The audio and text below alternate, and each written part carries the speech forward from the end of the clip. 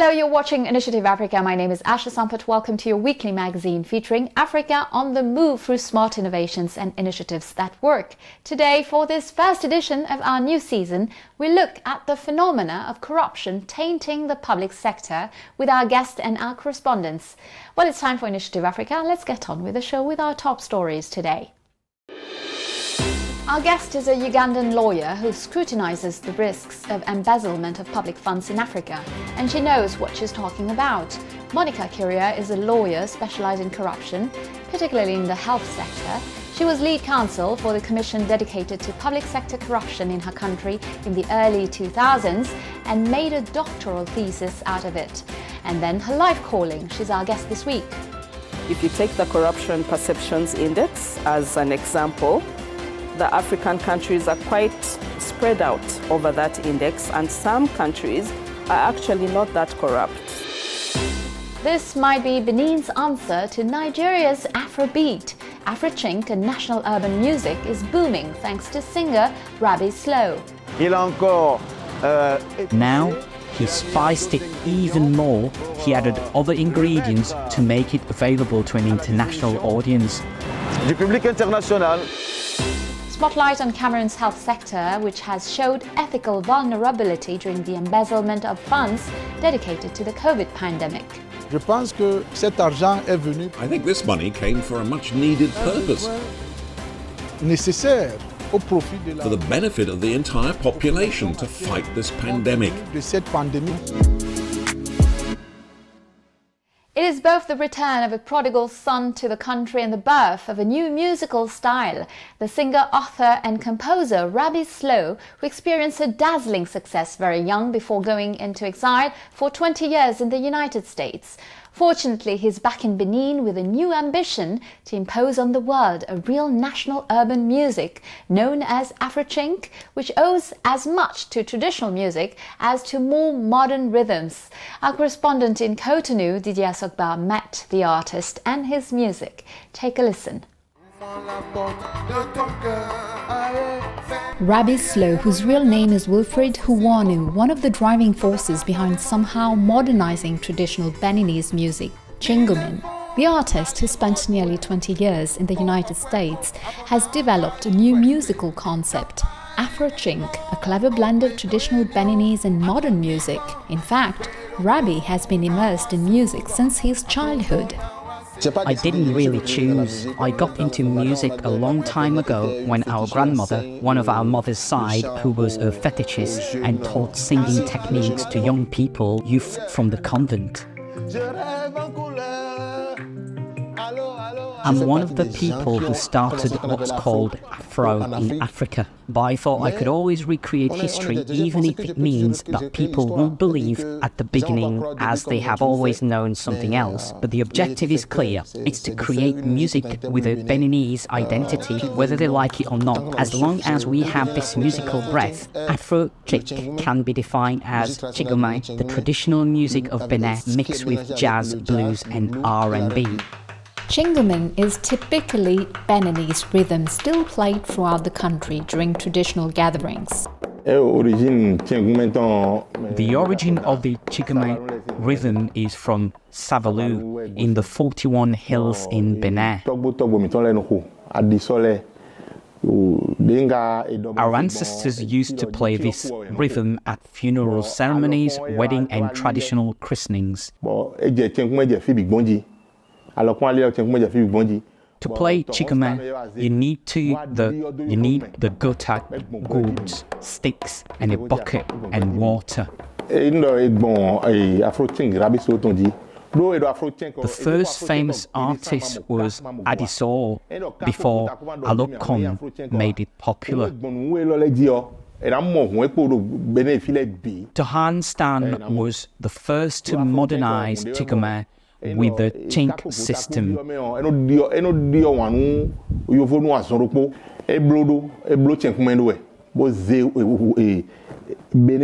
He went on to enjoy some international success. Today it's Rabi Slow. What he's doing should be encouraged. To help Afrotchink become Benin's signature music, the Beninese government has set up a committee of experts of artists, arrangers and sound engineers. Work is in progress and the Ministry of Culture does not wish to say more for now. However, one of the committee members is convinced that the government's assistance will be decisive for the future of Afrotchink. So Afrotchink is the new expression of the chink system initiated by Stan Dehon and promoted by Rabbi Slow. And for me, it's the future of Beninese music. If chink has conquered the international scene, even if there has indeed been a problem with the promotion of chink, as there hasn't been any real follow-up, but it's still a type of music adopted internationally. That's why I think Rabbi Slow was right. We're talking about political will. The minister and culture and the government that has decided that Afrotchink will be Benin's identity music will have to follow suit. We'll have to work towards that, and in any case, Benin is a sound reservoir. We have so many rhythms, so much music, but we still have to concentrate on one piece of music and start by making a success of that music and exporting it, and then we'll see. One thing is sure, this musical identity honed by Rabbi Slow after many years of studying music in New York is gaining more and more fans among Beninese artists. I've realized that the Chigama music can be exported. C'est une musique qui est exportable. Le Tchingoumen comme le Goumbé, c'est des musiques qui sont Chigame, like Goumbé, is music that's easy to dance on, and that's what made Afrotchink more appealing to me when it came along. Here in Cotonou, Rabbi Slow is making the headlines in Benin. Since his return to Benin, he has been working with his team to bring to his fans a new album spiced up with Afrotchink. It's good music. It's music that's been inspired by Chigame since the beginning. And now he spiced it even more. He added other ingredients to make it available to an international audience. Yes, Afrotchink can make its mark internationally if it's promoted properly.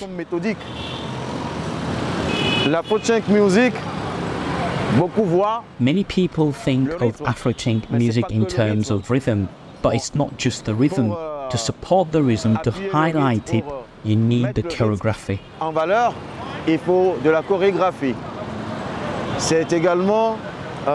Afrotchink music is also about the look, the way you dress, so it's the whole that gives our beautiful Benin its new musical and cultural identity.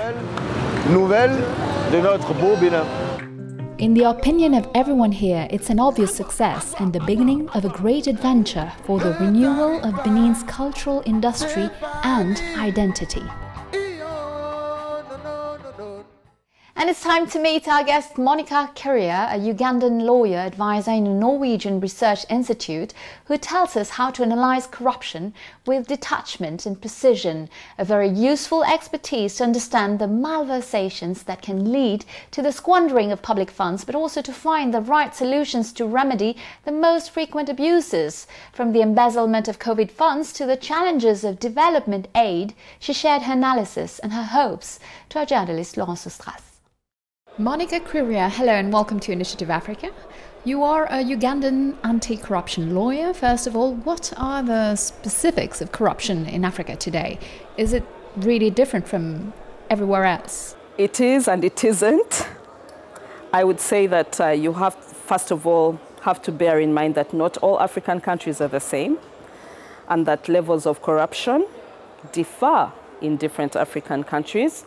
If you take the Corruption Perceptions Index as an example, the African countries are quite spread out over that index, and some countries are actually not that corrupt. Some countries like Botswana and Rwanda and Mauritius, they do quite well on the Corruption Perceptions Index, and others do very, very poorly. I think the bottom countries are from Africa.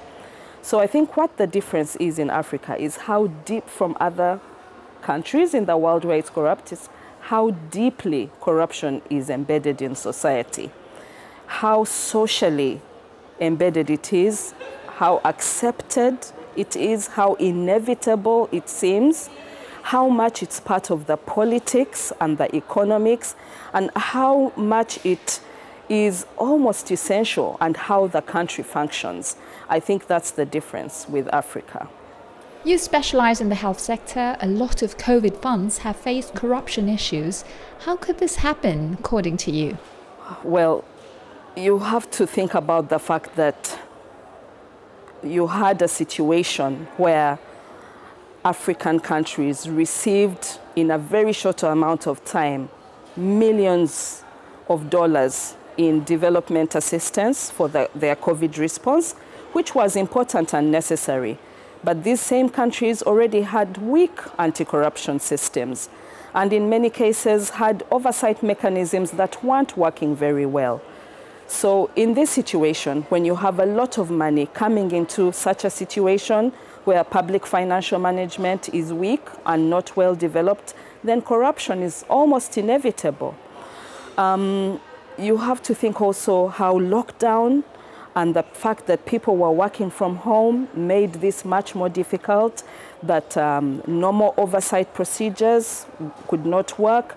Civil society participation was almost non-existent, especially where there were no good internet connections or there's not sufficient digitization of public information and government services for people to be able to follow what's happening online and digitally. So in a sense, it was, the conditions were ripe for a whole amount of money to be lost that was meant for COVID. What potential solutions do you foresee? And how can we reduce this in future? Well, that's, of course, not an easy question, because we don't really have that much evidence or good examples of successful anti-corruption efforts and reforms, but we do have some. And we know that it's important to keep on strengthening transparency, to keep on strengthening accountability mechanisms, to continue with participation. Now, when it comes to participation, that's one area where Africa and many African governments seem to be faltering, because the space for civil society is shrinking. More and more NGOs and civil society organizations are finding it difficult to do their work because they are in the business of, checking the power of the government. And if they are seen as being critical of very powerful people, honestly, many times their activities are curtailed and their work is made incredibly difficult, and their licenses may be, revoked, making it impossible for them to do their work. But despite all these challenges, I think it's very important to keep on doing what we are doing, to keep on with the supreme audit institutions. Many of them already do a good job of pointing out where weaknesses are in public financial management. They already do a good job of auditing the public sector and showing where things went wrong. The only problem is that their findings are usually not followed through. So what we need is a commitment to follow through. And we also need to continue supporting those who are doing good and who are committed to following the rules. What about development funds? Should there be more awareness from financial institutions? Because there have been a lot of improvements over the last decade, with much more investigation about where the money is going. Are they doing enough, or should they be doing more? Well, I think there's always room to do more and to do what you're doing better. So you're right that development finance institutions and bilateral development agencies have been doing quite a lot to protect development funding from corruption and to recover funds lost from corruption. They've put in place strong reporting and whistleblowing mechanisms so that people who find out about wrongdoing can report it. But I think that they could possibly do that better. They could make the information on how reports can be made more public. They could publicize a bit more what people who find out about wrongdoing can do. And they could also make it easier for people to report, especially maybe those who don't have access to computers, those who don't have access to mobile phones, because we find that a lot of these reporting systems depend on web-based platforms, and they also depend on toll-free hotlines. But the people who are affected by corruption might not always have access to these kinds of reporting channels. Obviously, because of how development finance institutions and bilateral development agencies cannot enforce the law in different countries where they give aid, they have limits in how far they can go in terms of punishing those who embezzle or steal development funds. But I think that still the way they investigate, the actions they take in terms of terminating contracts and holding people to account through dismissals and disciplinary action, that is still something and shows that they have a strong stance against corruption.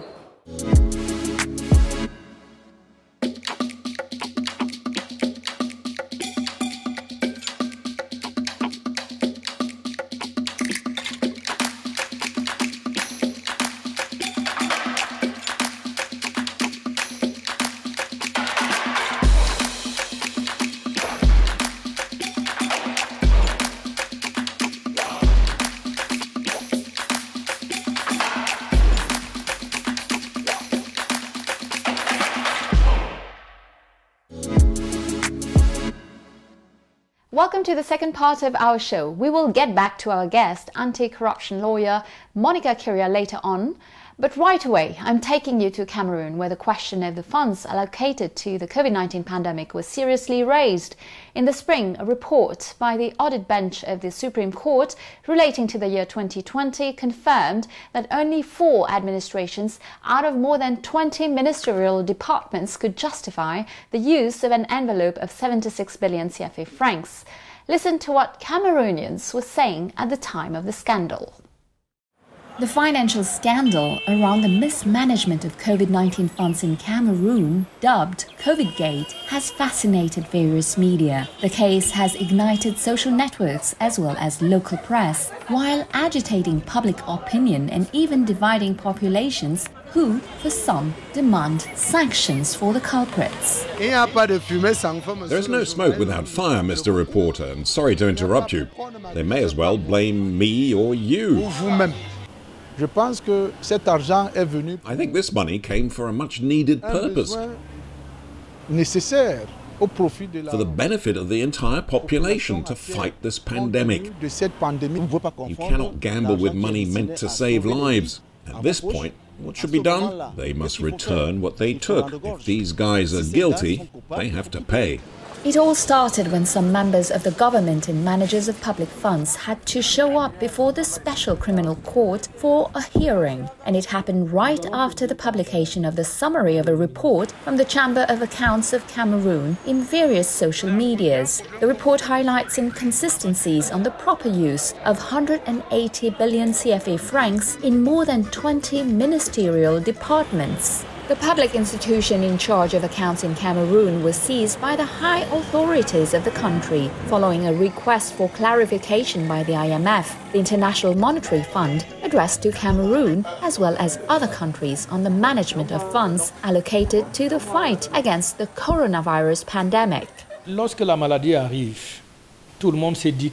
the pandemic appeared, it was a real emergency. The urgency to buy the masks, the tests, to buy this and that, and many managers forgot that it was public money. Others thought that since we were in this emergency and overwhelmed by the virus, things were going so fast that no one was going to realize how that money was spent. But they're counting the cost now, since they understand that despite the fear of COVID-19, there are some who have nevertheless remained lucid. When the IMF gives you money, I think they should have known from experience they would have to account for it at some point. It's not just in Cameroon alone where there seem to be problems with these funds. From Nairobi in Kenya to Lagos in neighboring Nigeria via Uganda, South Africa and the DRC, for example, overbilling and fraud, fictitious contracts or contracts concluded without respecting standard rules, embezzlement, purchase of defective hospital equipment. The list is long. The same scandal shook many newspapers and has given rise to investigations in these countries too. Unfortunately, bad habits die hard. Corruption plagues Africa so much that people are able to come and steal a coffin in a cemetery. They are able to rob people in a hospital and steal from their pockets, and unfortunately it's in this situation that we find ourselves. People have allowed themselves to gamble with money that was supposed to save lives. I don't think there's a worse example of cynicism. Naturally, we should be sorry, since Africa keeps regressing due to this bad behavior.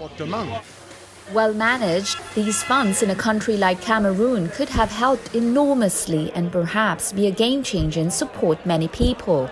There was talk of producing chloroquine. We realize it's a business that has emerged. It's manufactured elsewhere and packaged here in Cameroon. The money was poorly managed because when we speak about coronavirus, the family is concerned, especially when you have an affected member, a patient. This money is meant to assist them. This is what it is for. Corona n'a pas que des inconvénients. Si cet argent avait été bien géré, Coronavirus doesn't just have drawbacks. If this money had been well managed, for example, by setting up specialized care centers with specific equipment and not just beds, parce qu'il fallait non seulement des lits, cela allait augmenter le nombre de lits dans nos hôpitaux. it would obviously increase the number of beds in our hospital, but also the need for oxygen tanks and kits, which would have allowed many of our hospitals to be equipped with these and also benefit from them at the end of the pandemic, right? Now, the drugs, for example, erythromycin and everything else that were used, if the protocol had been respected as the donors wanted and that the money had indeed been used for what it was meant for, I think we would gain more in the long term after the pandemic. And to talk about this future and prevent such scandals from happening again on the continent, whatever the field, many actors, especially those from civil society, insist on the need to involve the populations in the management of public affairs, but also the necessity to punish dishonesty and especially to watch over the choices of those called to manage public affairs. Advocate, teach, inspire.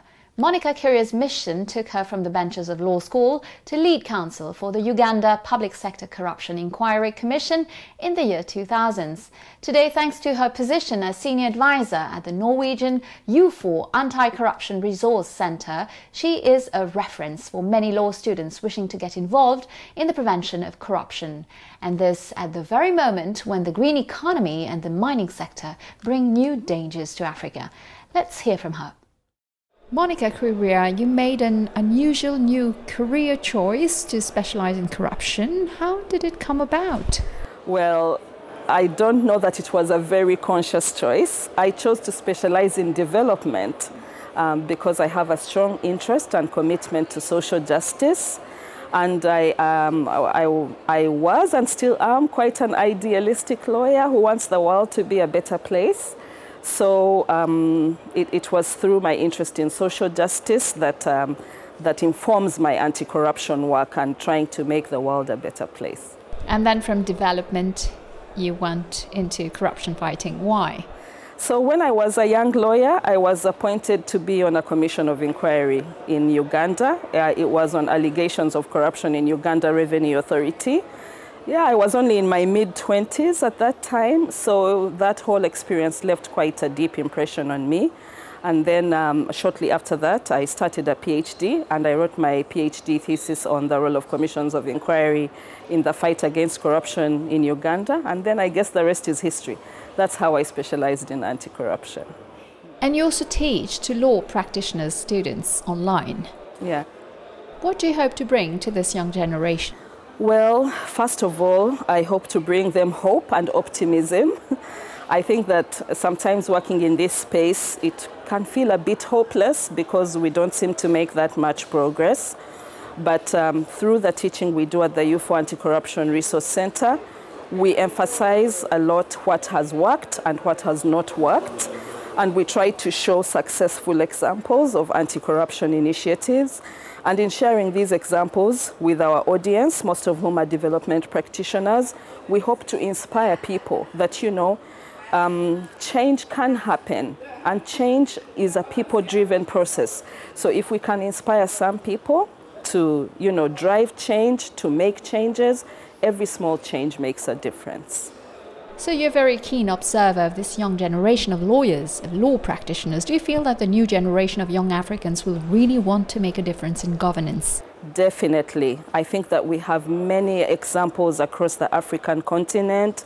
We have many social media journalists who publicize wrongdoing, who show when public money is being misused, who take pictures or share videos of, you know, when a hospital that should have been built hasn't been built. We have lots of NGOs led by young people like Follow the Money, and many other examples of strong activism, journalism, and people who are really committed to, as the African Union says, the Africa we want.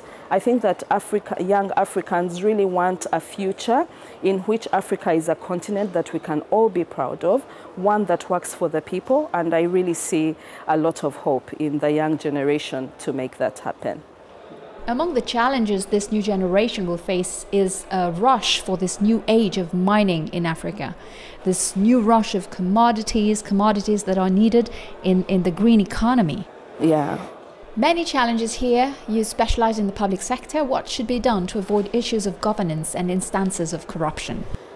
Well, I think that one of the things that is really important when it comes to mining is that we as Africans need the capacity, not just in terms of the technology for the mining, but also in terms of the legal technicalities of some of these contracts that we enter into with much more developed economies. We need to have people in public office who are really committed to doing the best for their citizens to make sure that Africa gets the most out of these contracts. And of course, on top of that, we need the strong oversight to reduce corruption around mining. We need to do everything possible to improve transparency, to improve accountability in this sector. As I had said earlier, it's not easy because accountability mechanisms are weak, because so many people in power are, you know, more preoccupied with amassing wealth than with, you know, the citizens and the public good. But as I said before, I think that there are some pockets of resistance and people who want to do the right thing. And I think it's about finding those and building on them, and making sure that also we try to see what is working well, and we strengthen that and build on that for the future. And finally, last question. Out of curiosity, would you consider going back to Africa to participate in this change? I think about that all the time, and I am a very, very homesick African. I can tell you that. I would very much like to be part of the change in Africa. I am still Ugandan. I still have a Ugandan passport. I have only a work permit to be in Norway. So yeah, I'm looking forward to going back to make my contribution as soon as I'm able to. Well, that's it. Initiative Africa is over for today. You can find the interview with Monica Kirya as well as our shows on our website, africaonair.com. And of course, feel free to follow us on all our social media channels by liking, sharing and commenting with the hashtag Initiative Africa. And don't forget, next week, same time, same channel, I'll see you again for a new edition of Business Africa. Have a great week, and until next time, goodbye.